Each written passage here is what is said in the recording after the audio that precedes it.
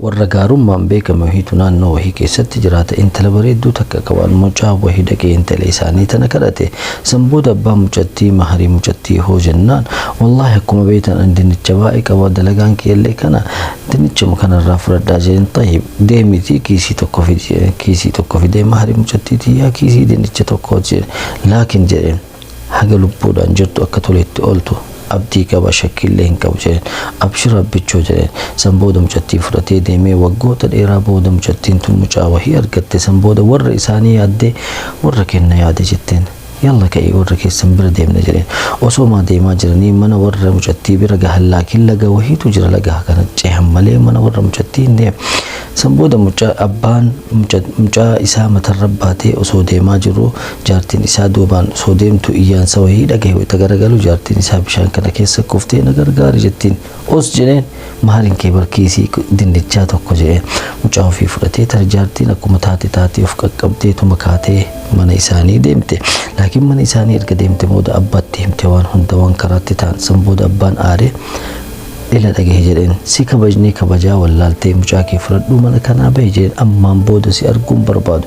Kiisii gaafa dinnichatti fidde san warqii guutuu fiddu malee intala tiyya hin argattuu jedheen jedhama. Namtichi akka malee rifate kadhatullee lakki jedheen kadhantee ammaan booda hin taatu mucaa kee fudhadhuu mana kanaa bahe jedheen mucaa ofii fudhatee bahe.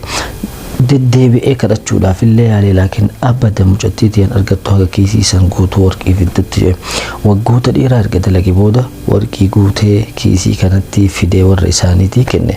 Sanbooda mucattii jaartii ofii fudhatee deebi'aa osoo jiru jaartiin isaa ammallee mucucaatte. Sanbooda fiigee dhufee qabateen jedheen mahariin kee bar jedheen duudana kute mahariin kee bar irriba na dhooge halkan jedhen ati irra caalaa fi qaalii lubbuutii yaati jedheenii baateenii baase jaartii isaa. Jaartiin dawwaltee abbaa ofiitti himte bar har'a akkana taane jette.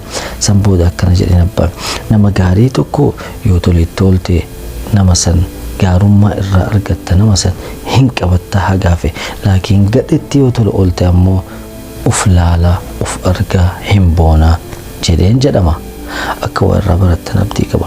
Yeroo namni gaarummaa yookaan tola wahii isinitti oolu tola isaa san haga lubbuudhaan jirtan beekuu qabdan. Keessattuu wayita waa'ee fuudhaaf heerummaa waa'ee soddummaa waan akkanaa keessatti yaani gabaabinaan jaartii ta'e haga dandeettu kabajii yaani hin tuffatiniini waan xiqqoodhaan yaani warri bilaasha naa kenne jettee waan akkasiisan hin deemin laakiin akkuma sii kennan bilaash deebi'anillee gadoo sitti bahuu danda'ani deebi'anillee mataas nyaachuu hin danda'an jechuu barbaada. Akka yaadni keessanii galee abdii qaba.